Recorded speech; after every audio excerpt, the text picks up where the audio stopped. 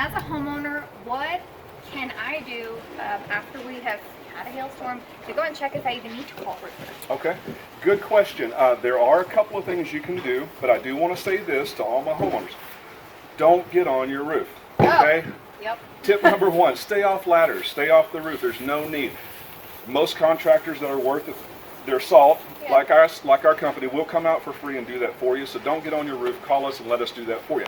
With that being said, there are a couple of things that you can do and look for, and I'm going to show you a couple of easy things to look for when you're going outside to see if you might have hail damage. Here we have a downspout on the side of your house, okay? You'll notice, if you can see here, it's hard to see with the naked eye, but we do have dents on here, okay? When I run my chalk down this, Oh, it's very obvious. a lot more obvious, right? Wow. So you definitely have been hit here with some hail damage. This one in particular, this one might be mechanical damage. This one definitely looks like hail to me. So does this one.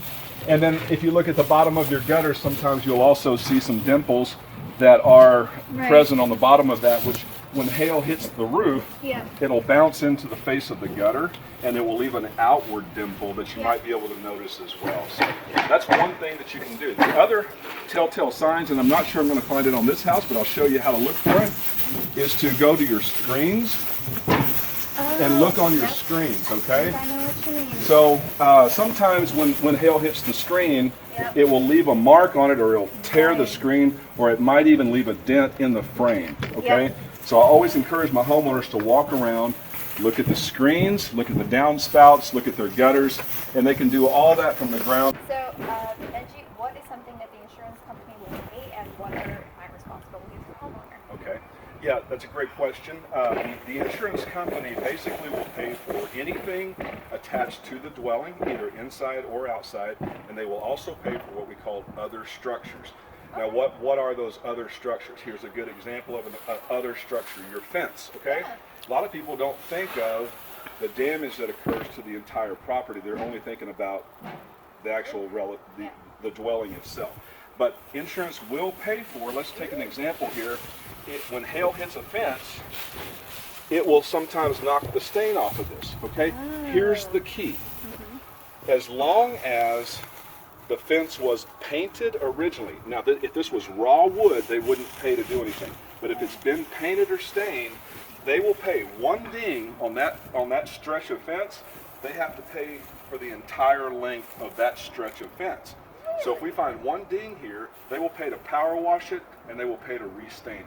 And that's front and or back. Okay, so we look for hail damage along the perimeter of any other structure. Right. So they will pay for the roof, they will pay for downspouts, they'll pay for damage to your screens. They will also pay for an outshed.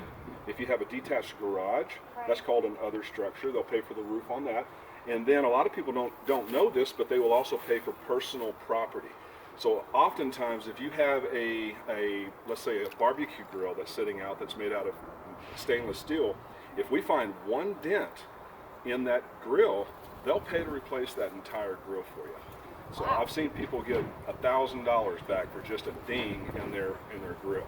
So there's a lot of things they'll pay for. You just have to. That's why it's important to have the contractor come out, because if they're not there representing you, that insurance company may only focus just on the roof or the gutters, and you might miss out on all the repairs that really you're entitled to. Okay, so your responsibility was the second part of that question. The insurance company will pay for all of those repairs minus your deductible. Okay, so your responsibility is the deductible. Usually in Texas, that's a 1% deductible, which means 1% of the value of your home. Okay. That's a big deductible, but it's because Texas gets so many storms, they know that they're probably going to have to buy this couple of roof at some point in their life, right? Now, a lot of customers ask me, Benji, can you waive my deductible? Okay, the answer to that question is I cannot. There's a reason. About September of 2019, the law changed on deductible assistance. The insurance companies went to the legislature and they enacted a program that said it's against the law to waive deductibles. They criminalized it not only for me, but also for the homeowner. We used to have a lot of flexibility. We could waive, and that's why people said, well, I had my roof done 5 years ago and they waived my deductible. Yes, that's true. We used to have a lot more flexibility, but we can't now. I wish that was not the case. The deductible does not go to the insurance company, it comes to me. So if I had a choice to waive it, it should be my choice, but it's not.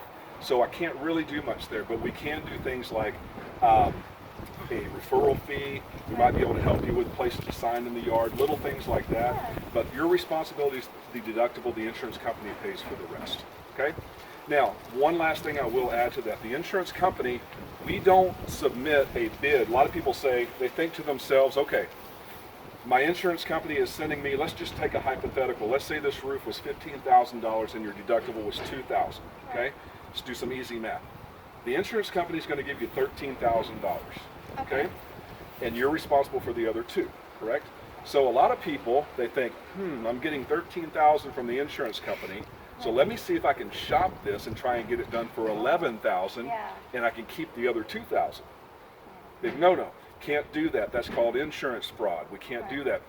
The reason is because when the insurance company pays their 13 grand, they will give you something like half of it up front, maybe 8 grand, and they hold back what's called the depreciation until we finish the job. When I submit my invoice, let's say I did it for $11,000. When I submit my invoice for $11,000, the insurance company will go, hey, great, you got it done cheaper, you got it done for $11,000. They'll still take out your $2,000 and only pay you $9,000. Do you see what I'm saying? Yep. So there's no benefit to you. The cost of your roof in an insurance claim is your deductible. No matter if the insurance company pays 100 grand for that roof or 5,000 for that roof, your cost doesn't change. Does that make sense? Yes. So that's why we don't bid insurance work. There's no advantage. So what is the differentiating factor is between roofing companies, what kind of material we use, what is our service, okay? Things like that, our knowledge base and helping you get the most from your insurance company. That's what you have to focus on in an insurance claim, not the price, because the price is set by the insurance carrier. That makes sense. Does that make sense? Yes, absolutely. And as a homeowner myself, I would say service for me is definitely one of the number one features that I look for in a company that works in my house. Yeah, so. And it should be. I mean, that's what it's all about is service. I look for service even on my own home. That's returning phone calls. That's being on time to appointments, communication, doing exactly what you say you're going to do. And sadly, that's a lost art in business today. It shouldn't be. I always tell my staff, if you just do what you say you're going to do, you're already 90% ahead of the rest of the competition. Sad that the bar is that low, but sometimes it is. But when you call Life Roofing, you're going to get a company that stands by their word, stands by their warranty. We return our phone calls. If we're not going to make it on time, you'll get a phone call telling you why we're not there. That's just the way it should be. Oh, yeah. So what are all the cities and major metro areas that Life Roofing covers? Okay. Yeah, we're a Texas-based roofing company. We really can service the entire state. Our main focus has been Austin, Texas.